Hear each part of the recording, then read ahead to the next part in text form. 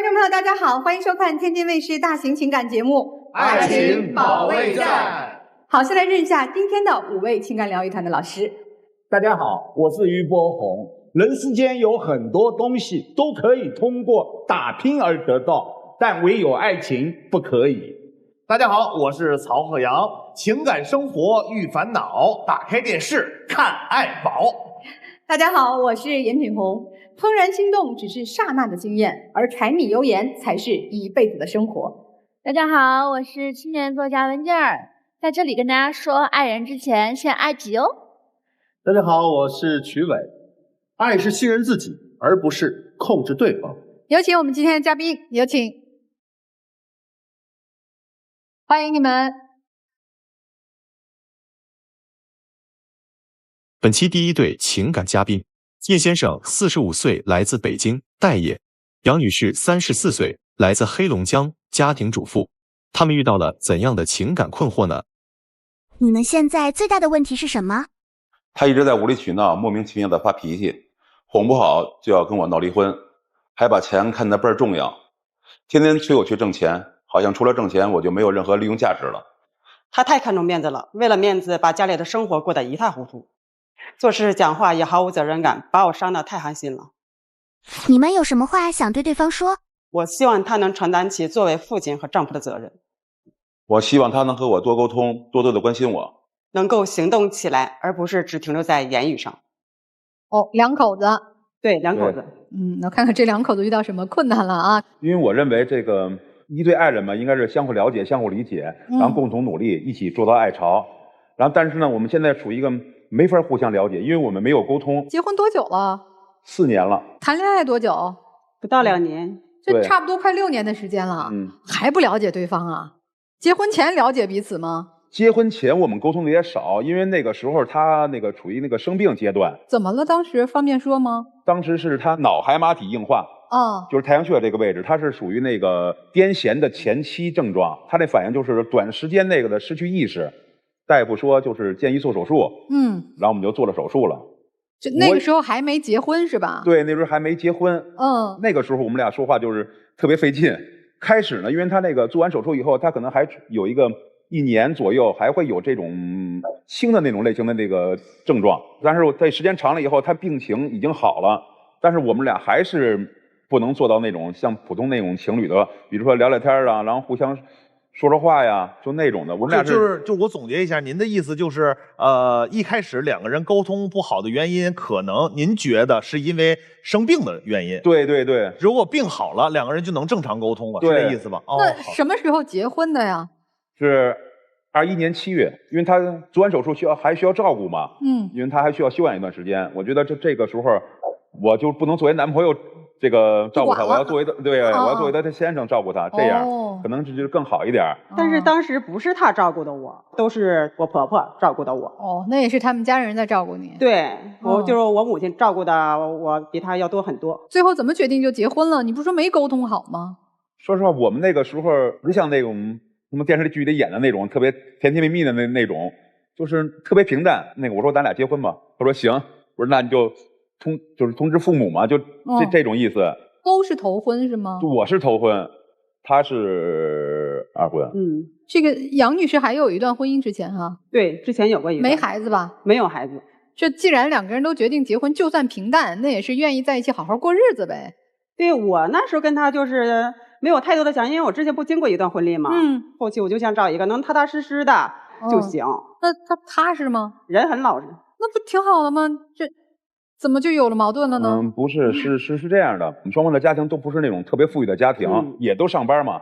当时他问我来的，说大概就是能挣多少钱嘛？我说大概那时候就是8000、1万，就这个样子吧。后来我们俩就基本上那时候就确定这个关系了以后，跟我这么说的，说你每月交我1万块钱，然后我就答应他了。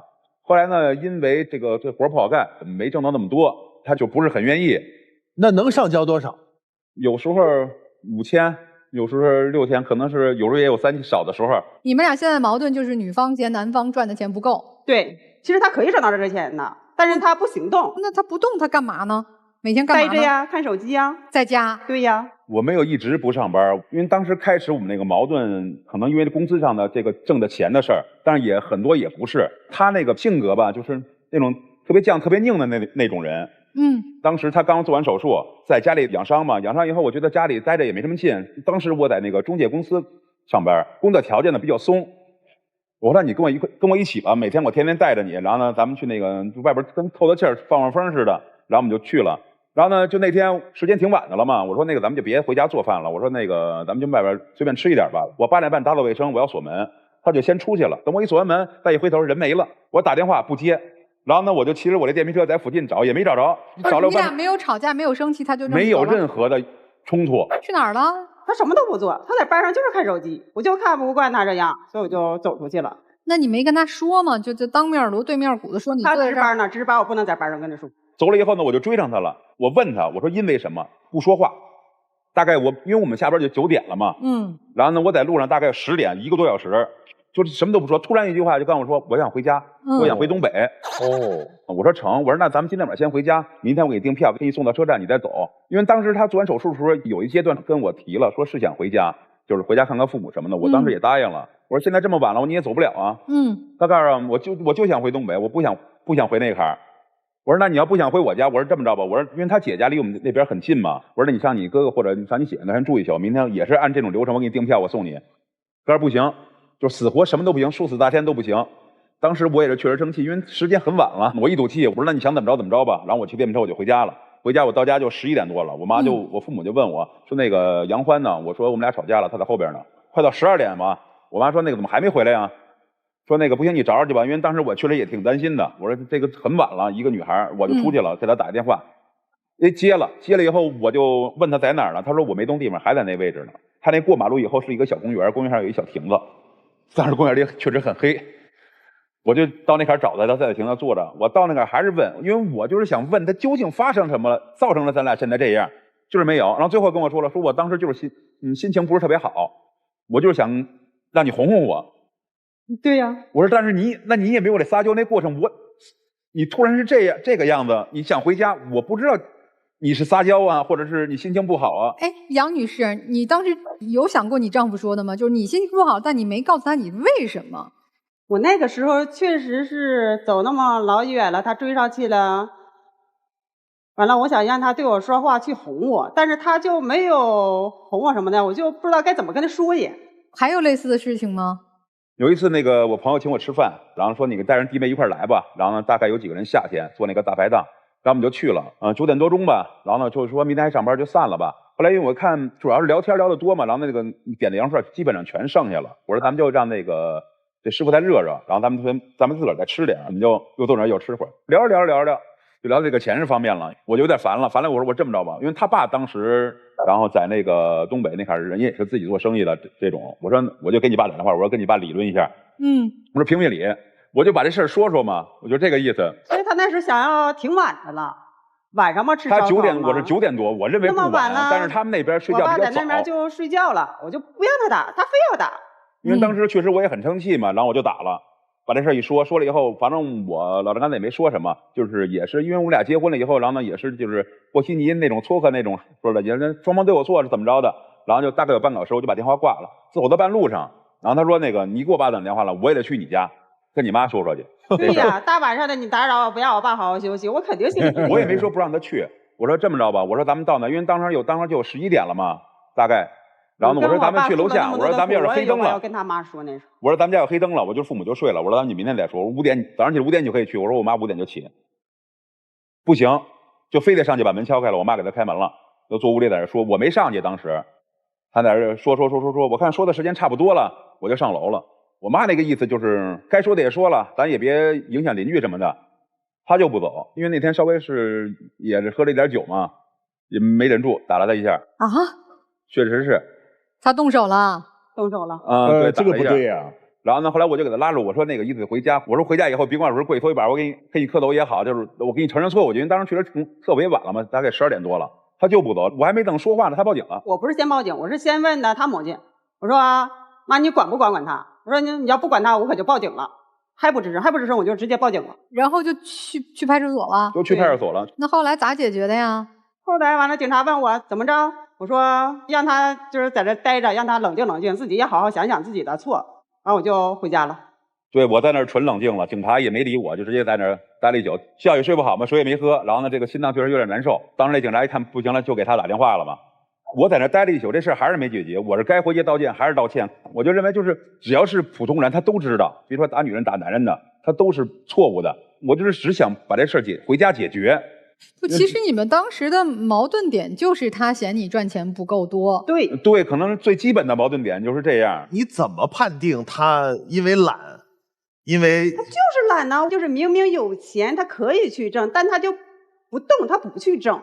就说我俩那时候在那干中介的事儿嘛，我那时候不刚做完手术嘛，我只是跟他就是跑着玩玩嘛。那我没有他懂，他懂啊。那你说你天天你倒是打电话呀，是找客户啊，或者找业主啊，得弄房啊，他不动，他就让我动，我呢还不懂。就只是说他不努力，他不去就是赚。不努力，对。你们还有个孩子是吧？对。孩子多大？现在快14个月了。谁照顾呢？我和婆婆。生了孩子，这应该负担更重了，他没有更努力点吗？生完孩子之后，他确实比一开始进步了一点。但他的这个进步也是我说他才动，我不说他还是不动。因为那个时候确实就是我父母还有我什么叔叔大爷的什么都说我，他也说我说那你看现在都怀孕了，你再不挣钱，当时我叔他们老说我就去上班了。正好我一朋友在那个北京那边是弄了一个就跟那个度假村似的，都是发小嘛，就是小时候就认识，我就去了。我一直干到当年年底嘛，然后他那个老板赔了，我是第1个月没发，正常，本来是工资是押月发嘛，然后第2个月我干完了没发，大家都没发，我们就找他去了，说这个我这资金没到位的，说大家等2天。第3个月他就开了1个月就给了，说这个剩下这个不是应该给2个月的吗？说这个月你们再坚持坚持，说过2天我给你们。当时我也跟我爱人说了，我爱人的意思就是像这样你就别干了，损失点就损失点了。那我就认为我本来现在就没有钱，我已经干活，我付出劳动了，我说我必须得拿着这个钱。后来我就继续干，一直到年底，后续呢等于又给了1个月。后续给你这1个月的钱是他主动给你的吗？不是吧？是，就是全开了。那是我硬让他要才要回来的。哎，你这北京本地人应该有很多这个发小朋友啊什么的，是吧？对，就一起做点事儿或者一起赚点钱什么的。一说这大小朋友，我更生气。他平常在家没事的时候，动不动就出去请这些个什么朋友啥的出去吃饭什么的，我就特别不满意。没钱还请吃饭？对，好多都是从小一块长大的，一个村里的这种。他不是那啥，他这人就是爱面儿。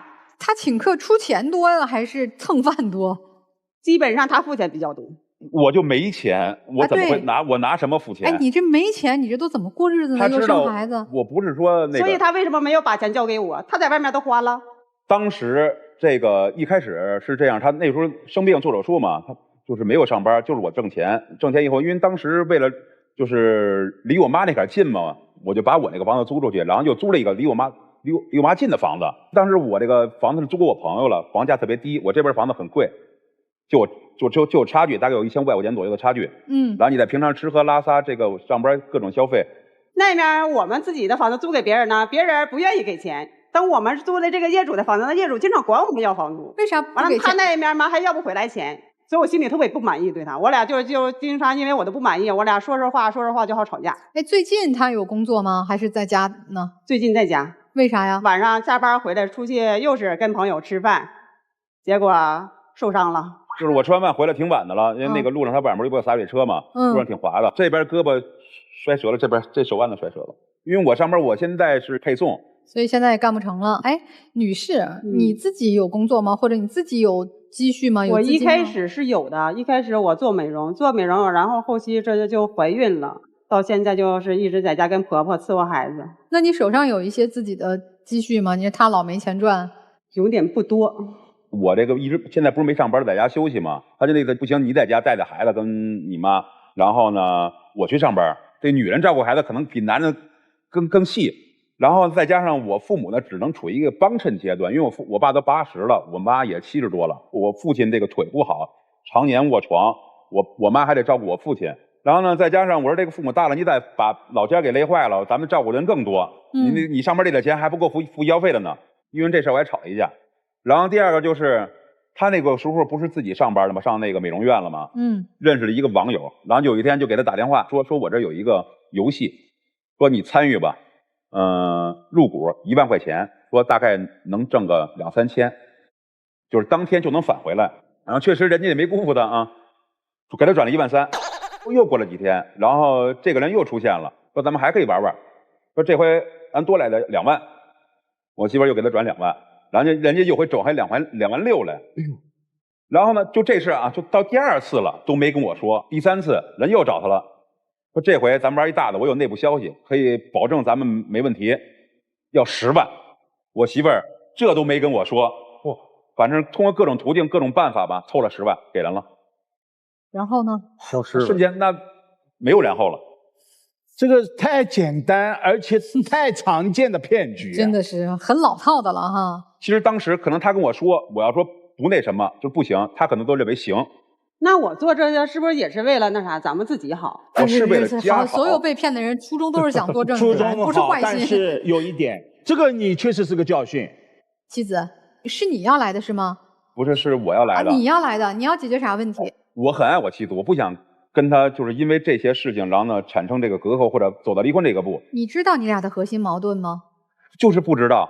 他从上来说到现在吗？我们就是挣钱少嘛，因为这挣钱少，我认为虽然是核心矛盾，但是他不是说我想挣多少钱就能挣多少钱。不是，他的核心问题不是你挣钱少，而是你明知挣钱少，你还不去努力。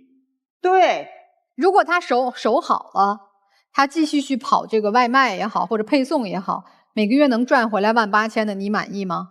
满意，只要他出息。你看，你觉得他说的是真心话吗？就如果你努力工作了，他就不跟你吵了？不是，我不是说努力工作，就是我假如说就是前几个月我手不是没坏吗？没坏，我不是去也在工作了吗？每月开支我会给他，我给他钱他就接着，我可能不给他钱，他也不会像以前说管我要。我们俩现在就是谁也不理谁的阶段。你咋不理他呀？他把我伤得太深了，我对他已经没有感情了。那你还跟他过吗？过还是想要过的，毕竟有孩子了。养孩子离婚也可以养的呀，他有监护责任的，还有一个抚养责任的，他可以出钱呀。我要跟他离了，我就走了，那我孩子就离开了一个妈妈吗？你不要孩子了，你离婚你是会离开这个家的，孩子也不管了，是这意思是吗？前期没有孩子的时候，我考虑跟他离婚，现在有孩子了。我还没有说完完全全跟他考虑离婚。我觉得是这样啊，我觉得女士也陷入了一个死胡同哈。你们的事儿大概我们也听明白了啊，所以该怎么去处理你们的婚姻生活，我听也都没有想离婚的意思哈。怎么办呢？老师给些建议吧。确实听到现在心非常沉重，虽然是夫妻，一个失望，一个绝望。丈夫，你扪心自问，你对这个家、对孩子、对妻子尽到责任了没有？我可能没做的那么特别好，但是你也在努力做。是，恕我直言，妻子，你现在设定了自己的那个标准要求，达不到你就是不努力。如果您能看到他的这些努力，你再用一个妻子，温情也好，亲情也好，感情也好，去激发他，而不是冷冰冰的告诉他我不爱你。所以我最后还是建议妻子自己放下自己，走出自己，您再去回望这个家庭，再去回望这个婚姻。谢谢。这个先生，您好多事儿我听完啊，特别不像45岁能干得出来的，尤其这个中介这个事儿，你像你爱人说的，说两句好话你就不好意思要去了，我觉得这就不是一个您这岁数能干得出来的事儿。您半年8个月才拿回2个月工资，没错吧？就是您那朋友那个度假山庄那个事儿啊，您告诉我这家谁养？这是现实的问题吧？所以我就觉得咱男同志也成熟一点。然后这个妻子呢，我没有针对您的意思，但是您提的需求是什么？只要你努力赚钱就行。下一步就是你挣不了这些钱，只要你努力就行。再往后就是我对他心已经碎了，只要能养孩子就行。你等于你们俩上来句句不提离婚，但是句句都在奔着离婚去。别抻着人家啊！我为了孩子，你为孩子，你哪儿为孩子了？天天当着孩子面说，孩子对他能有好态度吗？他最后只是觉得我妈告诉我了，我爸是一个不负责任的人，我爸是一个非常懒惰的人，再加上2个人不沟通，在无限的自己遐想，你觉得好得了吗？姑娘，我觉得我们人都是相互的，一个男人应该赚钱养家养孩子，这是天经地义，当然女人也应该去赚钱养家，但是孩子还小，可能你这个时候出去工作不是最成熟的时候，那我觉得他努力去赚钱的同时，你要想让家庭和睦幸福，你要提供感情，多支持多鼓励，也许他还会越来越好。先生，我说一下你啊，我觉得从本质上不是个坏人，我也想找一个年轻漂亮的媳妇儿，这终于碰到一个，也不嫌咱家其实条件也没那么好，是想把日子过好，但没这金刚钻瓷器活咱真揽不了。所以你也一样，人家说的没错，咱要想把日子过好，就像你媳妇儿说的，不管咱赚得着赚不到，咱努力去做，改改身上的习气，把日子过好了，儿子也有了，媳妇儿也有了，你妈那么好照顾你，人家跟自己儿媳妇处得这么好，老太太是有智慧，是时候做一家之主，把家里支撑起来了，请你们珍惜，谢谢。那其实易先生，你如果真的是想要挽回这段婚姻的话，你确实应该出去赚钱，你真的好懒，而且我也不觉得你真的有多么爱这个女士，所以她对你失望，我觉得是有原因的，不是完全无厘头的。就我觉得这个姐姐吧，就是她其实也知道，你要么给我钱，给我情绪价值加物质价值，好，现在你没有，那至少你在我怀孕期间，你给我情绪价值吧，情绪价值还没有，到最后你把她人性最恶的那一部分逼出来了，她已经没有办法了，她也没有地方藏拙了，所以她面对她自己了，你面对你自己了吗？没有，你还在道貌岸然的说啊，我很爱你，我想跟你过下去，你的爱是什么？你告诉我，她得到什么了？她有这么严重的疾病，她也冒着这些风险，她为你生了一个孩子，你做什么了？你告诉我你爱他，我觉得你还不如他真诚。不爱你了就不爱你了，不爱你怎么了？我觉得你们俩至少先想一想说，如果真的不愿意离婚，那是不是可以把日子过好起来，做一个负责任的父母？女士，我先问你个问题啊，投资那个10万上当了，然后负债了吗？现在没有，还了。谁还的？他还的。他挣的钱还的，所以他挣钱能力有的。你一直在被情绪裹挟，有几个真相你没有看到。你闯的祸，他给你补的窟窿。你的孩子你养不了，是他的母亲在帮你养。即使到最后如果说离婚了，你也是选择了你走，你离开孩子，这并非是你所愿。他没有想过要跟你分开，就在刚才还在说我对你有爱，是吧？而是你说我心门已经锁上了，但你前后矛盾啊，是你不能接受你现在这个状态，你多跟自己去做一个沟通，而不是跟他。你应该能够自洽，不能无端的情绪上来，伤害你身边所有的人，包括你自己。男生啊，面子填不了孩子的肚子，明白吗？咱们这却为了面子不能挣那一份踏实的钱，家里人都会为你所累，对吗？脚踏实地一些吧，用自己的行动去和对方做一个沟通，你不需要说太多，做到就好。好，请我们两组嘉宾交换位置。本期第2对情感嘉宾，朱先生22岁，来自北京，学生；罗女士22岁，来自山西，学生。他们遇到了怎样的感情问题呢？你们现在最大的问题是什么？他管得太宽了，不让我交朋友，可他却经常找异性聊天，一点边界感都没有，而且还跟他身边的朋友随意暴露我们的隐私。我觉得他这个人没有主见，看人不准，而且还经常容易被骗。关键是我跟他解释他被骗，他不信，他仍然觉得自己没有被骗。而且在我家住的时候，他经常挑我爸妈的刺儿，一点事儿都不懂，看不到我的付出。我为了跟他在一起，违背了父母的意愿，放弃了出国，放弃了更好的学校。现在他就瞒着我找工作，放弃了再次考研。那我做的这些算什么呢？大几啊？还是现在刚毕业，然后我们是大3认识的，然后现在在一起快2年了，然后现在就是我保研了，然后准备开学，然后他呢是就是准备在第2次考研。就是我一般属于那种比较依赖他的人，我觉得就男朋友对吧？那他帮我做点事儿怎么了？他就觉得我麻烦。你就举个例子，什么意思呀？他平时帮我拿点东西，就走在路上，他帮我拿个包、拿个身份证、拿个手机，他都不愿意。再包括去看病，那我当时牙都那么疼了，我让他给我挂个号，他都嫌麻烦，我让他帮我拿个药，他都不愿意下去。你怎么回事啊？那这个事情我觉得是有度的，我觉得拿个包、拿水瓶什么都是可以的。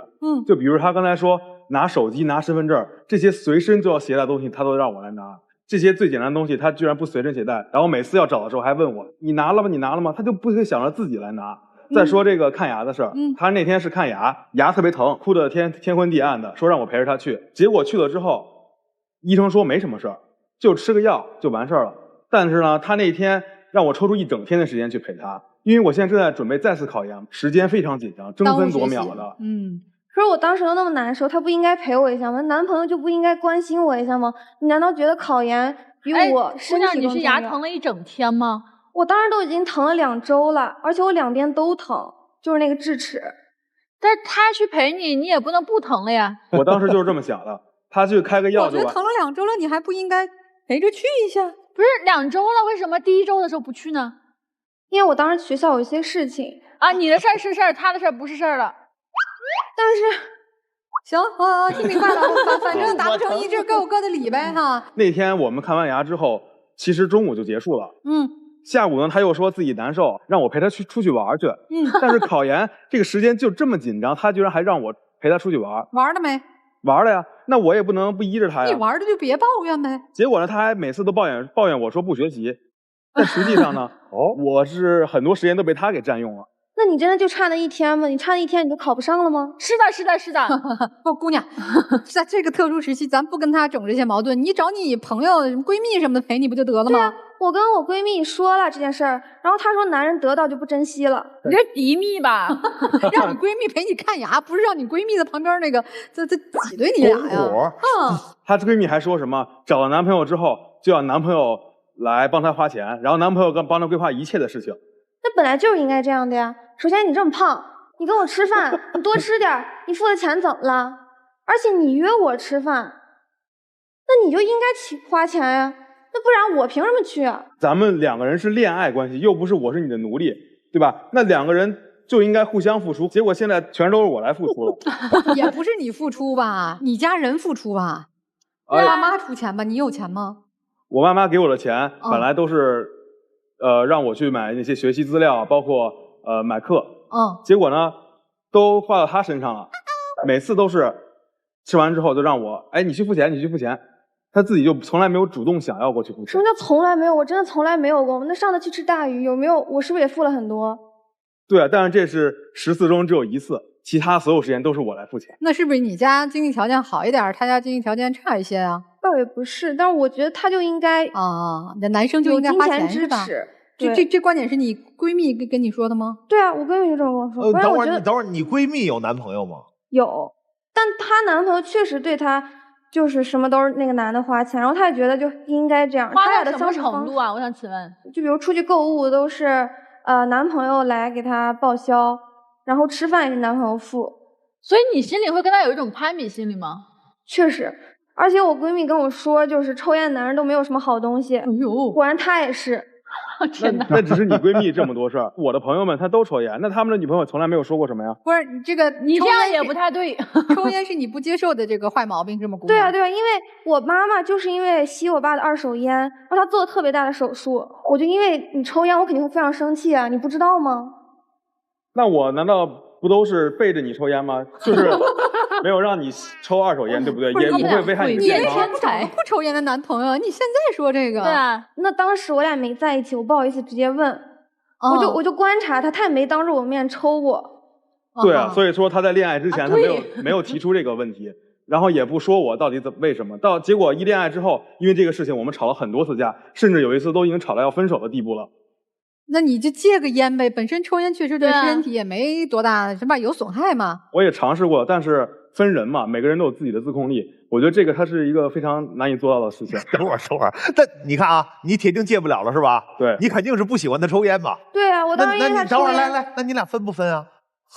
我当然不想分，但是他当时他就戒不了了。哎，不是，那你父亲戒烟了吗？戒了。哎呦，可以。所以我希望他也能这样。戒不了怎么办呀，姑娘？所以我当时因为戒烟，我特别想跟他分手呀。那现在也可以分。但是当时就是我俩因为都在一个学校嘛，我俩线下就聊了一下，哎，他都一见面，他人有时候就容易心软。还有啥事儿让你们觉得非得来我们节目啊？之前在社交平台上有个人加他了，说他声音特别好听，想让他做声优。我说你声音好不好听，你自己心里没点数吗？我觉得挺好听的。结果他非但没有删，反而还要去做这个东西。结果人家呢先让他转300块钱，说叫什么门槛费。交了这钱之后才能介绍你去做声优。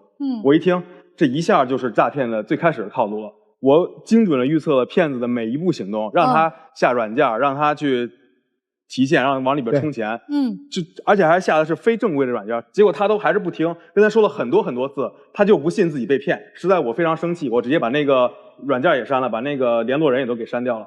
关键是有人还在我们那个群里就发那种截图，就证明他确实挣到钱了，发那种300、500的截图，说明他就是真的呀。那你这个群里所有人都在发他挣到钱了，为什么没有正常的交流呢？就是来骗你，让你觉得他们挣到钱了。哎，小朱，我跟你说，你有没有想过这个问题？如果是于老师跟他说这是骗局，他肯定就立刻听了。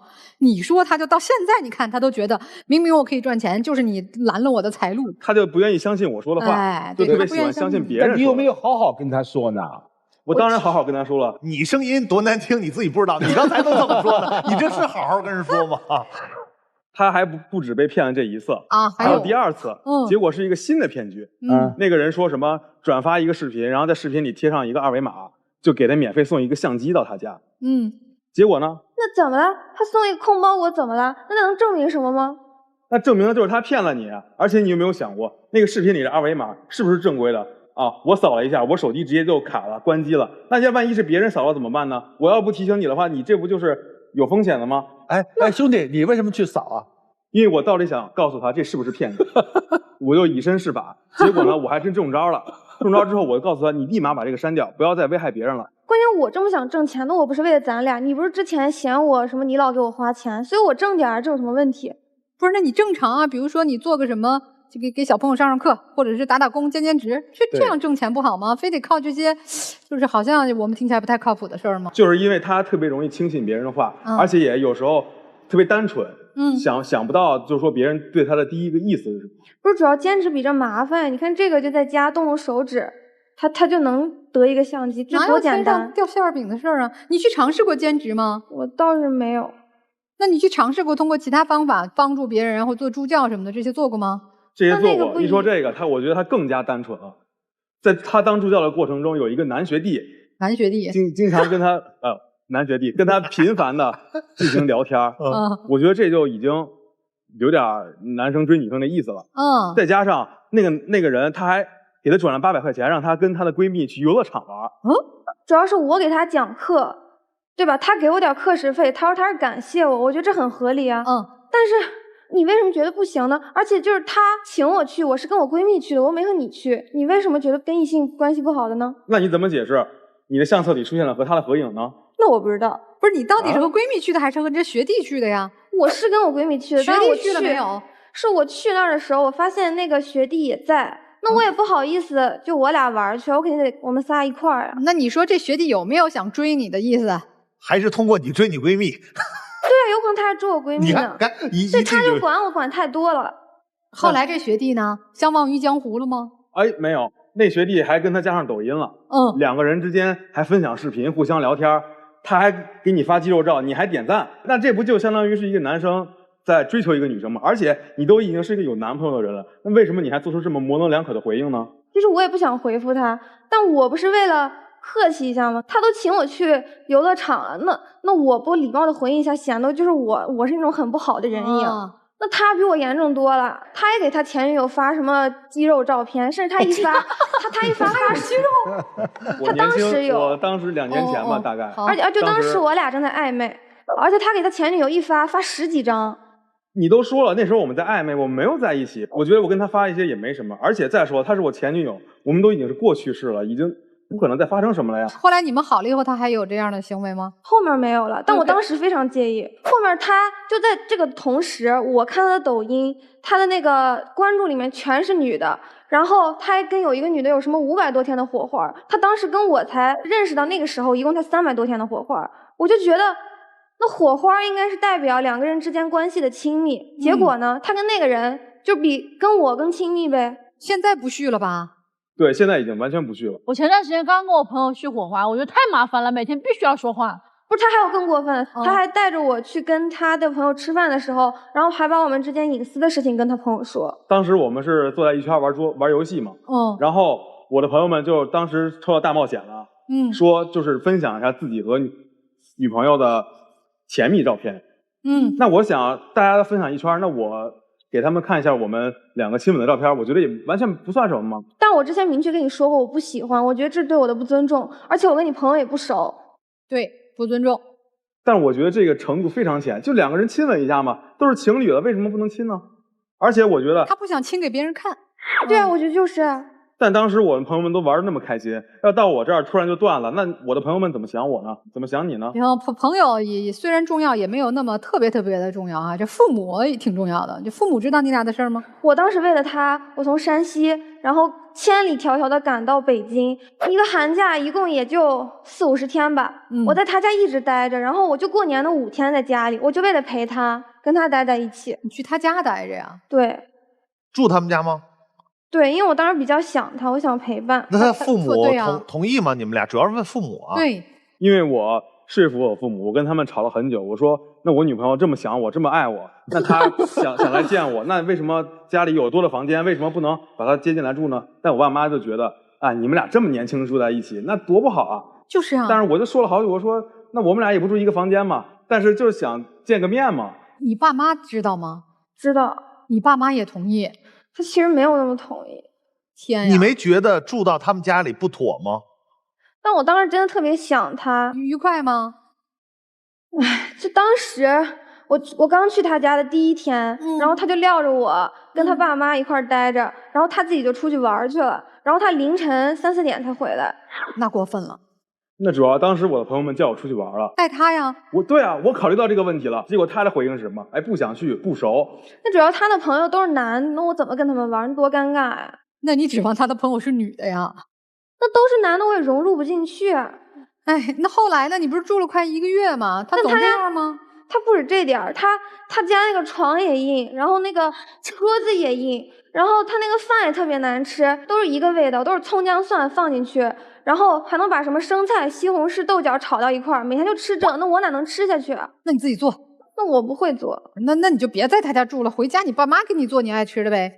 那我当时为了陪他，我不是也跟我爸妈吵架了吗？我觉得我回去也不太好。那你跟叔叔阿姨处的怎么样？他们喜欢你吗？你觉得他们喜欢我吗？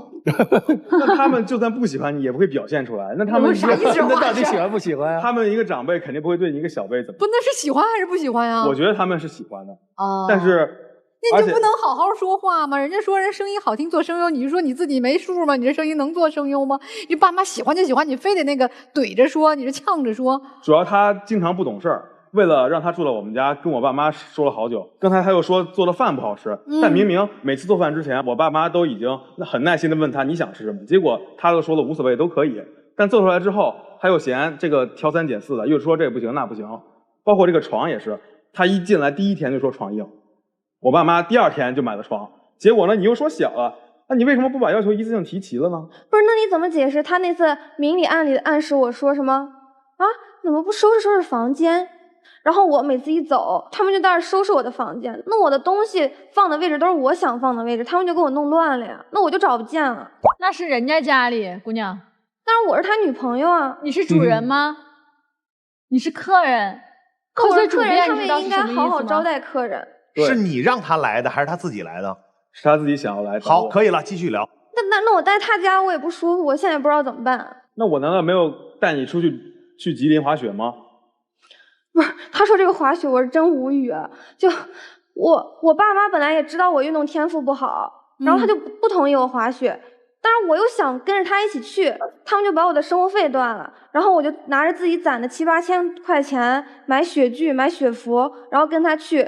结果去了呢，他把我一个人扔在高级道上，然后他就跟朋友滑去了。那我是不是在滑雪之前已经单独拿出来1整周的时间，每天从早到晚去教你最基本的动作？但结果你还是学不会，你是不是怎么这么笨呢？那你不知道滑雪这件事儿这么不安全吗？你不在意我的安危吗？那你把我放高级道上，你还一直在那催我，你什么意思呀？当时的情况是这样，马上雪场就要关门了，他一个人在上面在那哭，不敢下来。我说那我给你打救援电话呗，让那个雪地摩托拉着你下来，不就解决掉了吗？结果你呢一直在那磨叽，然后也不说话，也在那耍脾气，那所有人都等着你。那晚上呢？一晚上你跟你朋友一直玩桌游，你也不理我，啥意思了？我们跟他们玩的时候没有叫你吗？结果你又说自己想听歌。还有呢？还有啥？就是我们去滑雪的话，吃饭肯定都是在外面。但是他又不吃辣，所以我们只能开车去几十公里外的另一个县城，去找他不辣的那个。所以你说你俩住在一块儿吧，也不愉快；出去玩吧，也不愉快。对啊，这可咋整啊？你未来有啥规划不？就按我爸妈的安排，我应该是出国留学的。结果为了跟他上一个学校，我只能保研到本校，因为他考试，他是准备考本校。对啊，那我为了陪你，我付出这么多，你都完全不在意吗？那我这一年难道没有好好学习吗？我付出的汗水和泪水都白费了吗？这个小伙子，你这考不上研怎么办呀？这第一年没考上，今年能考上吗？考不上研，本来我打算是再考一次研的。但是呢，我家里呢觉得你第一次没考上，那你再浪费一年去学习干嘛的？你以后工作之后，你面临的问题太多了。所以建议我就先去找个工作，并且他们正好手里有一个比较不错的工作机会，让我去面试一下。我就说那我去试试呗。得了，姑娘，他要上了班，你俩可更不一样了。他这中心可能你就更不满意了。他都没有告诉过我他要上班。你今天第一次听说呀？我那天刚听说，因为我们当时在一起吃饭，然后他父母就跟他说什么面试怎么样了。我当时都懵了，我说他说什么呢？什么面试？你连这么重要的事情不是第一时间告诉自己的女朋友的？对啊，我为你付出了这么多，你连这种事儿都不告诉我。是这样的，那天我们在吃饭嘛，我们4个人，一共算上我爸妈。我妈那天就突然问我说：“可能他爸妈以为我知道。”对，我妈跟我说：“儿子，你那面试怎么样了？”然后他就那一时间突然就着急了，说：“哎，你怎么去面试了？不跟我一块儿读研究生呢？”然后我就说：“那我只是先试试。”但是他根本就不听我的解释，非常的生气。当时我们在吃饭嘛，把筷子一摔，然后走人了，把门一关上，然后自己在那生闷气了。那当时我爸妈到底是怎么想这个事儿呢？你觉得他们对你的心情是怎么样的？但是我现在全心日思都围着你转，然后你现在只考虑你的父母，那我当时那么生气。姑娘，你有考虑干脆都住到人家婆婆家了，嫁给他？那现在考虑这种事儿太早了。那你就住人家家，你都没想过要嫁给他，你住人家里啊，还跟未来的婆婆住。那我只想让他多陪陪我嘛。你考虑过娶人家吗？你都把人家招进门来了。我当然考虑过娶她了，就是因为我觉得读研之后对我们未来生活可能并没有什么帮助。我觉得现在如果我出去工作挣钱了，就我们可以去租一套房子，有自己的经济来源了，就不用再受限于父母了。但问题是你跟他2个人是有约定的呀，她是你女朋友，你应该第一时间告诉她，和她2个人商量呀。你这个没有做呀。因为这个事儿是我正在考虑的，只是先去面了一次试。我还在纠结到底是不是继续考研还是去工作，因为我当时还正在学习呢。所以你俩现在诉求是什么呀？来我们节目，就是我希望他能不要去工作，他继续考研，这样就他能陪我嘛，然后我们上一个学校。小伙子。但我希望他就是能懂事一点，多理解一点吧。对。然后呢，并且你要现实一点，你读上研之后，你以后可能找不到这么好的工作，那咱们以后未来怎么办呢？那我以后经济来源不稳定，那咱们怎么一块生活呢？哎，姑娘是不是开学了就住回学校了？我其实是想就是继续住他家，因为黏着他继续哈。对，而且他考研，他就晚上跟我能腻歪一会儿。对，主要是家里离学校也比较近。行吧，这2个小情侣，你说这欢喜冤家的哈，想听听老师们的建议。女生，我非常认真的问你一个问题。没有了这个男生，你还活得下去吗？那得看是什么阶段。那我俩现在热恋期。什么阶段？女生，我今天非常简洁明了的要告诉你，在很多男生眼里，他喜欢的并不是那个对他十分依赖的女人，而恰恰是那个独立的女人。独立的女人可以说是有吸引力的。作为一个已经是研究生的女生，我想我们要明白自己要成为一个独立的女性，从哪一步开始？搬出他们家开始。这是一个女生自己走向独立该有的选择。谢谢。对未来有什么规划吗？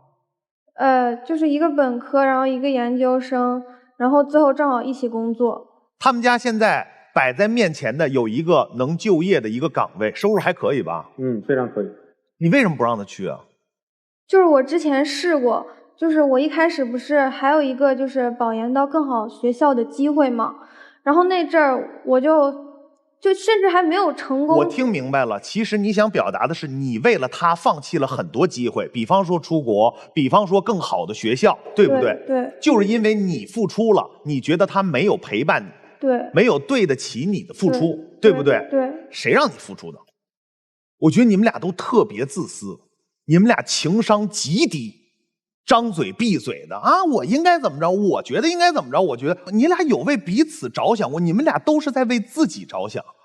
所以我觉得啊，先干点正事儿。情感需求没有你们想象中的那么大，你们现在彼此要的东西是你们这个年纪给不了的，哪怕现在给了，等真正参加工作，你们25、6、27、8，甚至30多的时候，你们俩人彼此也会觉得对方是我的绊脚石。当年就是你耽误的我，现在已经出现这个问题了，他已经觉得是为了你放弃的出国，放弃的更好的大学。他如果这次还没考上，他就说因为你，我再次准备的时候你天天打扰我，所以我成绩不好。俩人好的时候这些话都不会说，一旦有矛盾，哪怕小小的矛盾，经过积累，这些以后就是你们俩的爆发点，你们俩以后就是个仇人。我说完了。他俩都是两个普通家庭过分溺爱孩子的结果。对，再有一个，咱为什么说你情商低？你上人家去，他爸他妈做饭不好吃，你别说出来呀。都没情商，惯的没样。那是人家爸妈，你不得尊重他吗？你说出来干嘛呀？姑娘，你这叫惯的没样。自己好好的生活，好好的学生生涯，对吧？你能把学习搞那么好，保研很难啊！我在学校里我知道，你要不是你们班、你们系、你们专业那拔尖的孩子，怎么可能保研到北京的学校啊？你的智商去哪了？啊？你爸妈在家得有多难过？我们辛辛苦苦把一漂漂亮亮姑娘培养到今天，都不知道保护自己的，就住到人家男孩家了，你怎么回事啊？你自己的独立人格去哪儿了？你自己作为一个小姑娘的自尊自爱去哪儿了？你这叫轻贱自己。我跟你说啊，他的爸爸妈妈，就你住在人家叔叔阿姨，一定不喜欢你。人家只是有教养啊，没办法，儿子领回家了，咱作为长辈，咱得招呼着，得伺候着，得尽量做饭让他爱吃，做完人家还不领情，人家看不上你。你到现在你都意识不到这个事情的严重性。不是说我们现在还什么封建保守，不是那个想法，而是作为你是什么身份就要做什么事儿，你是什么阶段就去过什么样的生活，好好认清现实，做好自己，对自己负责，对身边的人负责，才是正道。谢谢。我先说一下，就是我觉得两位共同存在的一个问题，就是我觉得你们俩都在骑驴找马。你俩其实没有那么爱对方嘛，你们俩都不是各自在某平台上玩自己的花活吗？续火花。对，所以我并没有觉得你们也绑定的那么深刻啊，你们其实也都有自己的一些小心思嘛。还有人家父母都要偷偷整理你们的房间，你还不满意，你说他弄你东西了。说的好听点，你叫不速之客；说的不好听一点，你真的应该从哪儿来回哪儿去。哎，你不觉得你挺孬的吗？这个男孩凭什么？你告诉我，为什么你的父母要受这一份委屈？我替你父母委屈啊。当然姑娘，我也替你委屈。是啥？你没有真正的看到你自己的价值是什么。你为什么要为了一个男生去放弃你的出国留学的机会，放弃你的所谓的前途？一个男人不会因为你为他放弃了什么而来感恩你，不可能。他只会因为你越来越好，仰望你，跟你并驾齐驱，他只会因为你的强遇强则强。你所有的心思应该花在你自己身上，从现在开始关注你自己能量回归。因为他不喜欢你的能量纠缠在他身上，他觉得很难受，他要逃离。他现在对你不是爱，他现在对你是什么？还有一点感情，还有着习惯，还有些舍不得，但是绝对没有欣赏，这就是你们这段感情的现状。不想分手可以从那搬出去，去做你自己，过你自己的人生，去健身也好，去学习也好，去好好努力读书也好，去实习也好，让自己闪闪发光。因为我觉得再这样下去，你大概率会被甩啊，这样更难看啊。我认为你们双方的父母都很失败，在教育孩子这方面，自己的女儿不名不分的跑到人家去住，自己的儿子为了所谓男女朋友这点事儿，然后放弃了工作，放弃了前景。你们在恋爱之初，在交友的时候必须得先有自我，你们都没有，这跟你们原生家庭给到你们教育是息息相关的。任性、无知。我希望你们这个次节目过后，你搬出他的家，这段感情是否继续，现在不下结论，但我们一定要在这段感情当中，我们有自己的主见，独立是我们的脊梁。好好想一想吧，未必是坏事，或者说是没有到那么坏，但我们现在必须要审视现在你们的感情的走向，先和自己的父母都好好去谈一谈，说，对儿子对女儿这份感情，听听父母的意见，好不好？就这样。好，那带着老师们的建议啊，请两组嘉宾回到门后，看看你们思考之后最终选择会是怎样。来，请回门后，请回。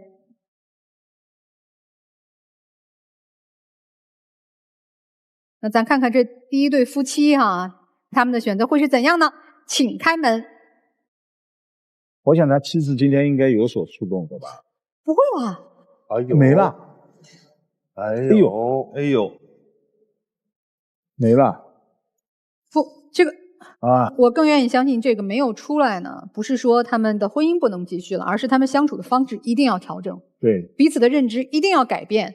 如果没有爱的婚姻，那真的不能够像这样的废墟有什么意思呢？废墟怎么生活呢？好吧，那下一对会是怎样呢？请开门。不出来，也许我也觉得不，对，我也觉得不出来，我就别出来吧，他们就听进去了。不，于老师不出来才是听进去，把门关上吧。哎呦，真听进去了哈。我更这样理解我觉得他们不出来，不是说我们就不恋爱了，而是说女孩决定我搬出去了，咱们重新好好面对这段感情，自己去独立的思考和经营，这可能是一件好事。其实女性的独立很重要。对，我们下次节目再会。